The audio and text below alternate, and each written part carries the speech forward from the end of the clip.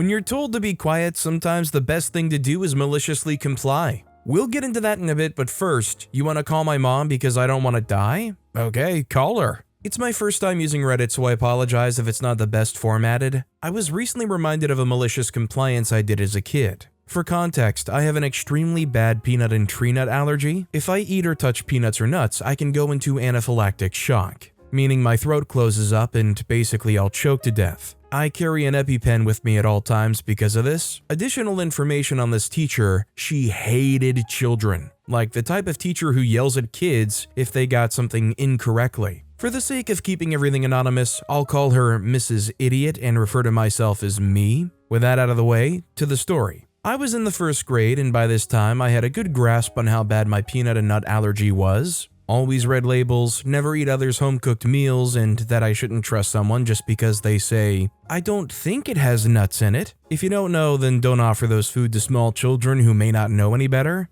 It was first grade, and I was having fun coloring something on paper waiting for my teacher. As I was finishing drawing, my teacher got out a fun activity worksheet involving candy. If I remember correctly, it involved counting or something math-related. As she was passing out the worksheets and candy, I noticed that they were M&Ms, which I'm allergic to. The interaction went something like this. I said, "Mrs. Idiot, I can't have these, I'm allergic." Mrs. Idiot replied, "They're original M&Ms, they don't have peanuts in them." I replied, "But my mom says I'm allergic to the originals too." She says, "They're fine, you can have them." To this day, I don't know why a teacher would ever tell a kid with allergies to eat something the kid thinks or knows they're allergic to. Also, while original M&Ms don't have peanuts or nuts directly in them, they're made on the same equipment as peanut M&Ms. This exchange went on for a while, with the idiotic teacher telling me that they're fine and me saying they're not. I think the teacher actually believed I was purposely trying to annoy her. Mrs. Idiot responded, "If you don't start behaving, I'm going to call your mother and you will be in big trouble."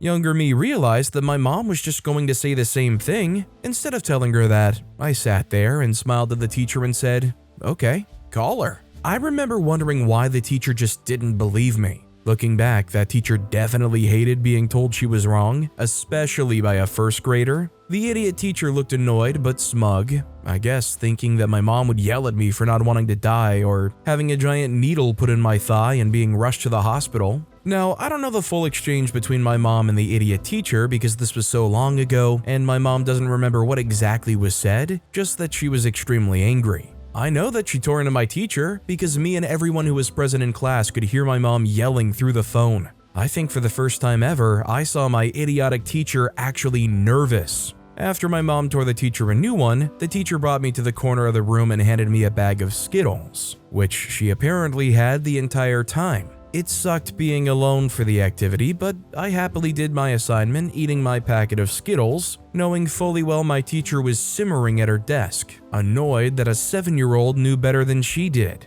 Later, it was revealed that my mom sent an email to the school's principal, which, luckily for the idiotic teacher's case, was my mom's second draft and had nicer words in it. That teacher had to do a refresher course on allergies by the nurse, which was shown to her already at the beginning of the year. I guess my school was desperate for teachers because she continued to teach at that school, even though she had other incidents. As much as I'd like to say I ate the M&Ms and watched as her career tanked, blowing up like a Thanksgiving Day parade balloon, I did not. As the wise Sid the Sloth said, "No thanks, I choose life." I was gonna say that I'm surprised that somebody could get all the way to becoming a teacher and being so ignorant, but then I stopped and realized there are a lot of bad teachers. I mean, you just think about all the teachers who never cared and were only there for the already sad paycheck it gets. Silly Confused commented, "Too many people these days don't believe in nut allergies. It scared me and I don't have the allergy." Also, hi, I'm Steven, and if you guys enjoy awesome stories of malicious compliance, why not hit those like and subscribe buttons down below? That said, our next story is, if you don't like it, then leave.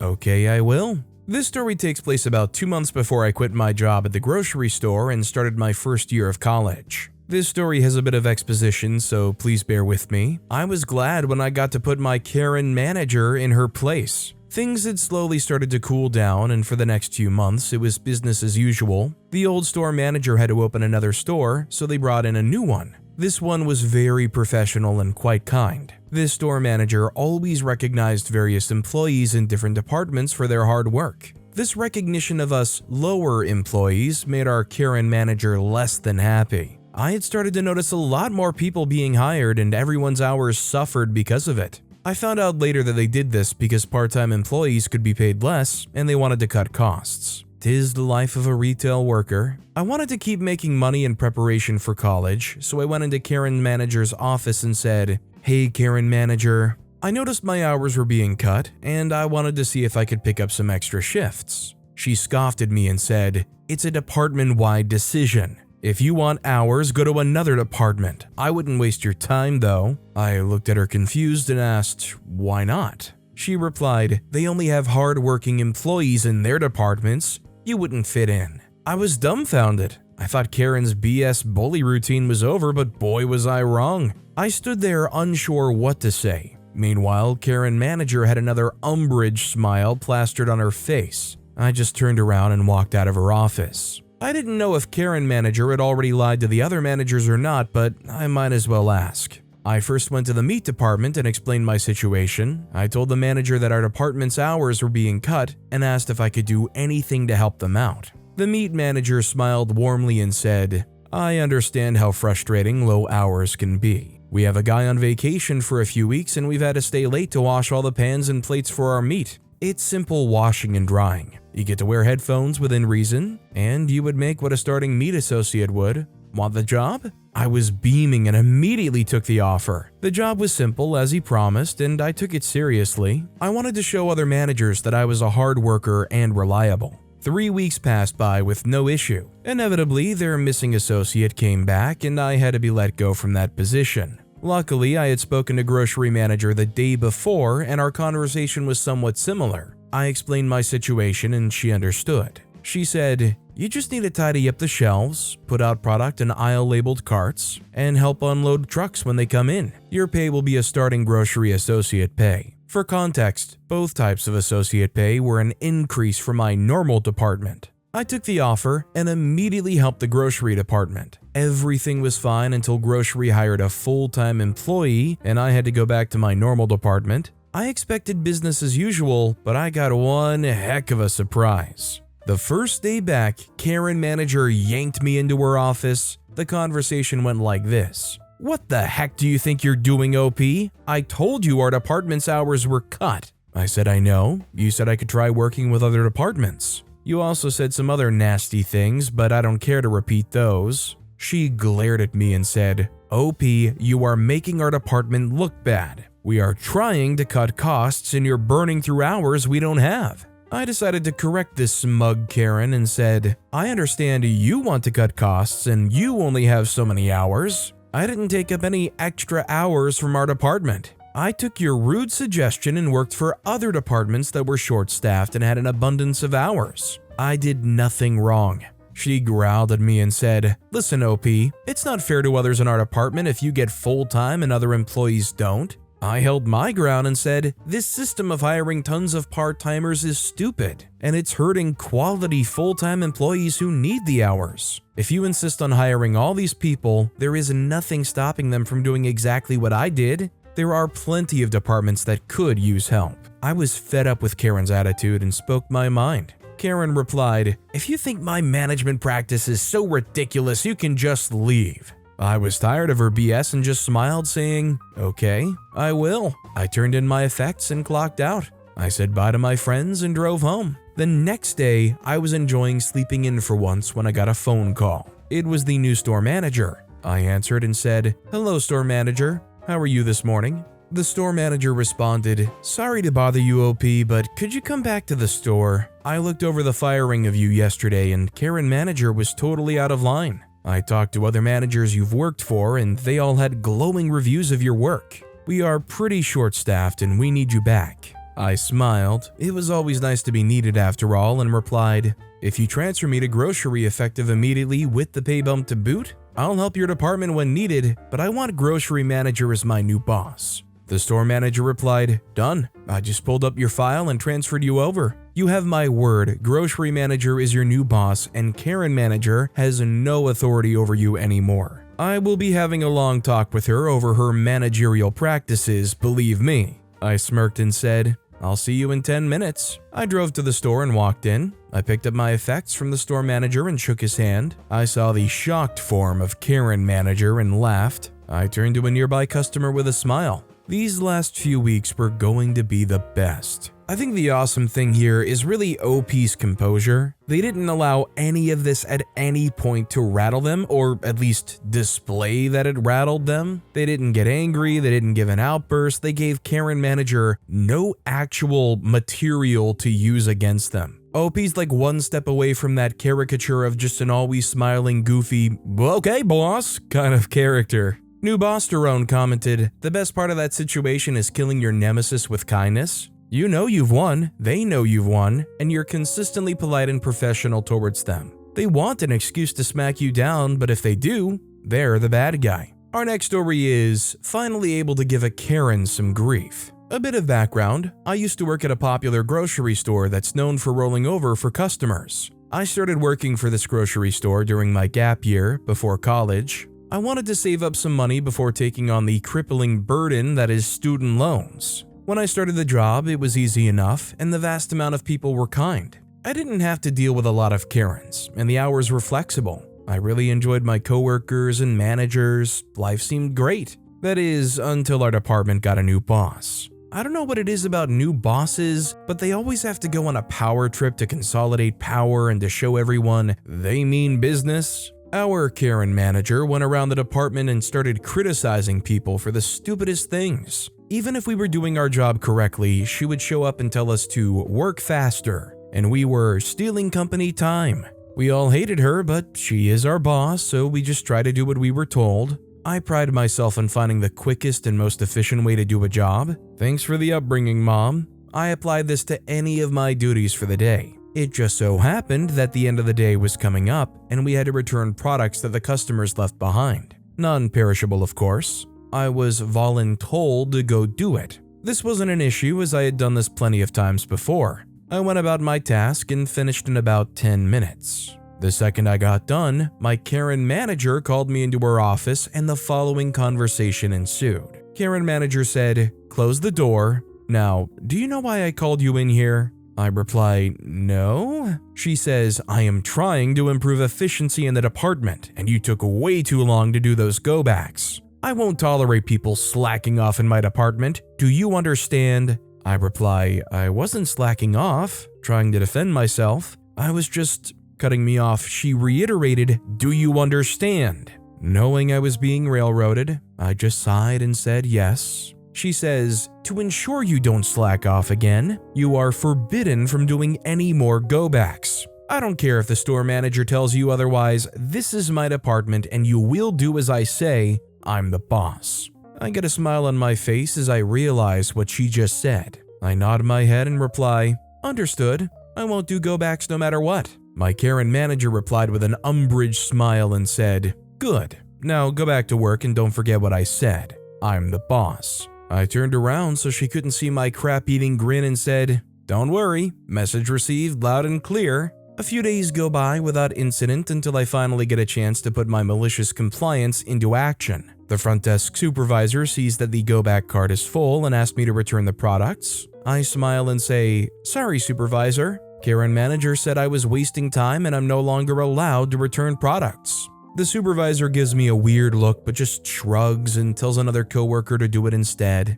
This cycle continues on for the next month. One day, the store manager happens to be manning the front desk. The end of the day rolls around and he looks at me and says, "Hey OP, we have a lot of go-backs and I need you to return them." I say, "Sorry, store manager. I'm not allowed to do go-backs anymore on account of slacking off." The store manager looks frustrated and says, "I don't care if you're allowed to or not. I am telling you to take these back." I said, "Sorry, store manager. Karen manager told me I'm not to do any more go-backs no matter what, and I'd better follow her orders. Karen manager told me that this is her department and that she is the boss." Store manager looked ticked and stormed into the manager's office. A few minutes later, store manager called Karen manager to his office over the intercom. Karen manager came waddling out of her office and went into store manager's office. The door closed and we could all hear muffled yelling. After about 10 minutes, the door opened and Karen manager shuffled out. She glared daggers at me and told me to come to her office. I happily complied and said, "Yes, Karen manager. How can I be of assistance?" She replied, "You are allowed to do go-backs again.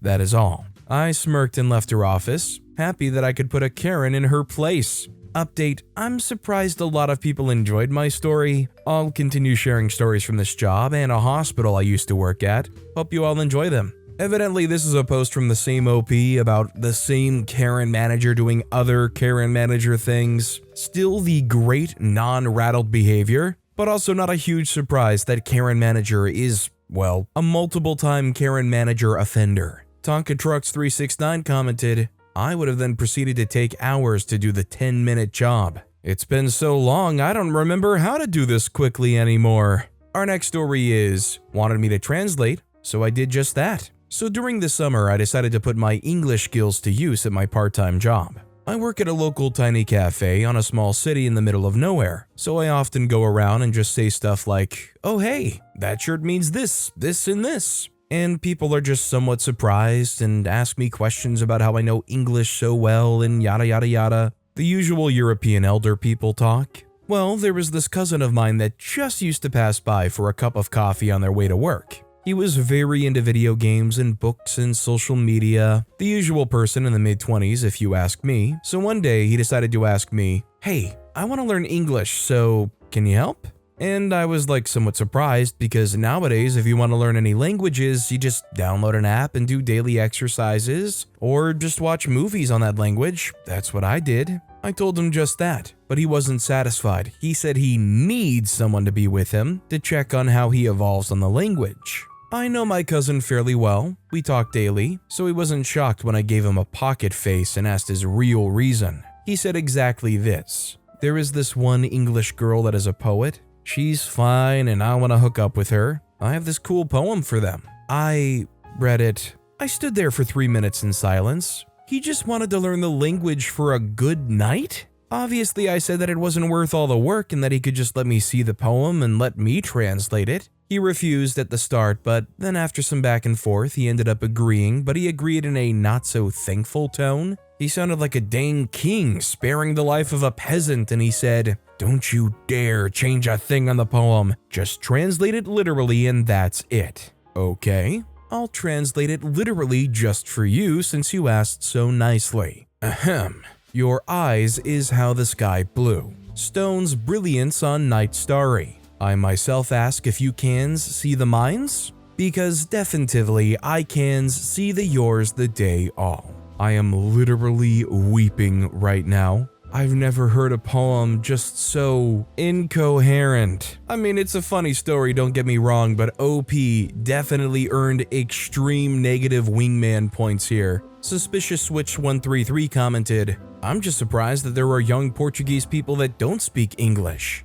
Every time I go there, everyone I meet speaks English and so well." Our next story is, wait for feedback, ongoing. Hi all, thought I'd post this here while I'm being maliciously compliant at my current job. I've been with the company 10,000 plus employees for 4 years, and switched departments last year due to relocation to another country and changed my contract to be fully remote. I really enjoyed the company and position, as well as daily tasks, and was challenged in many ways and learned a fair bit. But it wasn't a position with contractual remote possibility, so I decided to change departments and do a fully remote position. The new team was very small with just 4 people including the manager. When I joined the team, I started by organizing their chaos into a workable structure and roadmap strategy on how we can achieve the completion of the open tasks and requests. My manager at that time was useless, but we got along fine and he let me do my thing. However, there are certain types of requests and changes where I do not have the authority to approve and it needs to go through my manager to the higher-ups for approval. In all that time, all the requests that I forwarded for approval or just feedback were still open and waiting. No matter how many one-on-one or team meetings we had, they are being pushed further out pending approval. For the first few months, I had already completed all assigned tasks where possible and helped out in other teams when I could. This particular manager was promoted after 3 months of me joining and hired his replacement. The new manager joined us 3 months later and reports to my old manager. At this point, I mainly worked with other teams and helping them, All my tasks are waiting approval and no new tasks were given. I am somewhat relaxed with new people during the onboarding process and make sure they have time to digest it all properly and understand the background. So again, 3 months later, and having learned what type my new manager is, I gave up on explaining the complex environment and what is required to be able to deliver results for me or us as a team. At this point, I have worked in that team for 9 months, onboarded my new manager, and completed everything I could complete and helped my colleagues getting on with their open work. Naturally, other teams didn't always need my help, so I was a bit idle for most of my manager's onboarding time. Over and over again, I have stated to my new manager that I have nothing to do unless open tasks are given approval, or new ones are assigned to me, and I asked to please escalate if any of it really needs to be done. 2 months ago, my new manager exploded on me during a meeting to stop asking for approval on the open tasks and wait for feedback. I specifically sent a follow-up email to get that in writing and promptly received a response back to wait for feedback or new tasks. Well, that's what I do now. I wait and do nothing besides the weekly team meeting where I have no updates. I also no longer help out in other teams because of what my manager said. If the teams really needed my help, they have to go through my new manager, and any request received was rejected. And I'll keep waiting until, hopefully, it will explode. Edit 1. My manager's boss knows all of this from his own time managing the team. I've spoken to the big bosses, CEO and CTO about it and followed it up twice with an email, including everything that is still open, including items he needs to approve himself. So I think they're very well aware of the situation, it just doesn't have priority right now. All evidence is saved in an accessible team space and I have a personal copy. Both I keep updated when something's come up. Fallout: one team member resigned last month and the other one is already looking for a new job. Important to know, there is a 20-year age gap between me and the other 2 members of the team. They still need or want more experience. Our new manager is early 60s and should retire soonish. We had an impromptu team meeting yesterday without the manager where we basically all laughed about the situation, but were sad at the same time we couldn't use our skills. Personally, I decided to ride this wave and see where it goes. Because, let's be honest, who doesn't enjoy being paid without having to work?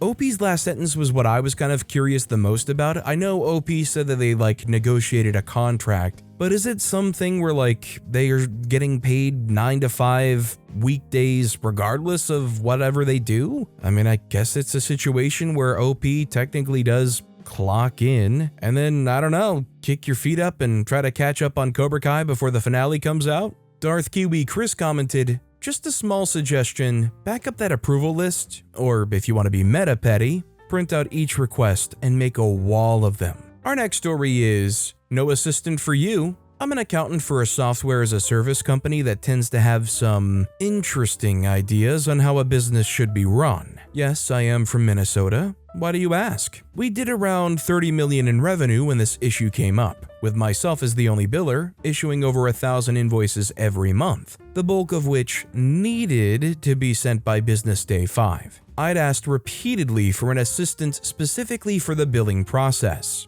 and in turn got someone for collections, which I half-heartedly had been doing by myself and managed a 45 DSO, for revenue posting, which wasn't my purview anyway, and for payroll, which I was doing because we literally had no one else, but no assistant budget could be found per the CFO. My supervisor, the controller, consistently tried to get me one, but was always denied every time she and I asked. One lovely day, we get a new product, Adobe Sign. Our clients can now send documents to their clients or talent for a low price of exorbitant rate for tiered bundles. I was supposed to get a report of how many packages were signed, then compare to what they were being billed, and float up to a higher tier if they used more than they were contracted for 2 months in a row. This worked okay for the first few months, when only 100 or so clients used the product, and I received a summary report of usage. But after those few months, the summary report stopped, and adoption exponentially grew. By April 2020, I was receiving a 1 million row spreadsheet, plus 2 other supplementary sheets that had 0 key identifiers, but no other instruction on how to complete my job. I repeatedly told my supervisor that this wasn't feasible in the long run, and I couldn't figure out how to calculate float-ups, but she was distracted with other things. Hi 2020, and told me to figure it out. What I figured out is my need for an assistant was imperative now, and I literally couldn't do my job as is, so I didn't. 0 float-ups from April to October 2022. Come October, sales, account management, and the C-suite finally figured out that Adobe revenue is lower than they expect based on usage. I repeated my complaint that I couldn't get everything done with the data they gave me. Adobe data was the least of the missing/incomplete data, to be fair, without losing in particular Adobe float-ups, and everything hit the fan. The CFO demanded a full documentation of the billing process because finance can't be losing so much revenue. Read, "Why are you guys, and specifically me, freaking up?" I just smiled and nodded and agreed to comply with an outside auditor documenting my billing process to find my holes. In the 4-month process that took about 2 weeks out of every month, I described my process down to the nitty-gritty detail up to and including the fact that A. I did not have a summarized user log. I got an 18,000-line user listing that I had to comb through for duplicates, since 60% of our clients use 2 of our platforms and we didn't, and still don't, have a single sign-on SSO, and then pivot out and associate with each client manually via lookup against a non-key identifier manually entered into Salesforce. B. There was no database for which add-on services our clients were using, and our metadata platform, AMP, was just a manual checkbox for each client, and each service upkept by the client's account manager. C. AMP had no reporting functionality to audit client usage versus contracted usage versus billed usage. D. There was more, but I think you get the picture. When the outside consultant gave her report to my supervisor and the CFO, the call was quiet for a long bit. Then the CFO said thank you and disconnected. About 15 minutes later, I get a direct Teams video call from the CFO. "OP," he said, "I want to apologize. The fact that company is still a going concern at all is a testament to your hard work. What you have done with the crappy data you've been given is nothing short of amazing. Thank you." Slightly paraphrased, of course, but that was the general gist. The going concern part, though? Direct quote. The next business day, an ad was placed for an assistant for me and for the SFDC deal desk manager. I haven't had to answer my phone or dig in customer emails in 3+ years. I love my assistant and am so glad to have her. She makes my work life a million times better. My one thought was OP is literally holding the pillars of this company up. They are not kidding when they said that the whole reason this thing is still a going concern is because of OP, which leads me to completely agree with this comment from first-time caller saying, "Did they also give you a bonus, raise, or promotion? Some sort of monetary thank you?" I think hiring an assistant is the least they could do. Our next story is, you want me to be quiet? Okay, with Fallout. Ever since I was little, I was quiet. This was mainly due to having terrible older siblings and learn to walk silently. I've tried to make myself plop my feet so as not to scare people, but I've been known to walk extremely silently. Please note, I'm a 300+ 5'10" person with a huge beer belly, so I couldn't hide even if I wanted to, since I usually wear black and a red vest. Since I am so silent, I have become loud, very vocal, so as to not scare people and let people know that I'm in the area. I talk to myself, sing songs, talk to everyone passing by, etc. I do my best to be friendly, even though I'm socially drained every day and rather stay inside for that month. Regardless, I am a very loud person. A regular customer apparently did not like it since I was a very loud person and asked me to be quiet. I apologized and toned everything down, but my supervisor also complained too. I was asked to become less loud. Okay. Since then, I've scared a lot of people, ranging from customers to the very own supervisor. I usually greet people 5 to 10 feet away from them so as to not get too close. Most of them I've even made eye contact with and will still scare them, essentially giving jump scares to everyone, and people complained I wasn't in my department. Almost everyone I have joked with by stating I need a bell. The fallout? Last week, I decided 1 week of torture was good enough. It was time to go ahead and stop being a gremlin. As much as I enjoy scaring people that are taller than me, I was probably creating an unsafe work environment, so I decided to make 3 rules to make things better. No big blowout, no real problems, just making an adult decision. 1. Try to greet everyone from the end of the aisle so as to avoid scaring them too much. 2. If I somehow sneak up on them, take several steps back so as to give them even more space. 3. Tell your coworkers you're going behind them at any point in time. I followed each one to the letter and have gotten less jump scares from customers. The fellow supervisors and coworkers are another story. I've actually gotten more jump scares from them than when I was silent. For example, I came around a corner and I stopped to see a supervisor helping a cashier. I said I was coming behind them and they both jumped. The supervisor even screamed a little. Honestly, I think in a situation like this, unless you are doing something specifically wrong, you kind of just have to deal with scaring people. When I was little growing up, I guess I could be pretty quiet myself, and I remember often walking into a room where a family member is and saying hi, and they immediately just jump or scream or yell. I started trying to adapt around it and try to figure out how to not scare them. I would start using like ridiculous sounds that shouldn't scare someone. Like I would do like a subtle fart sound like but they would still scream or jump. I just kind of accepted at some point it was just kind of an inevitability that these people are probably going to get scared. Just like it's an inevitability that that's all the time we have for today. Now, if you want to hear another awesome malicious compliance story, check out that video on the left. Or if you missed my latest video, check out that video on the right. That said, I'll see you all next time with some more stories.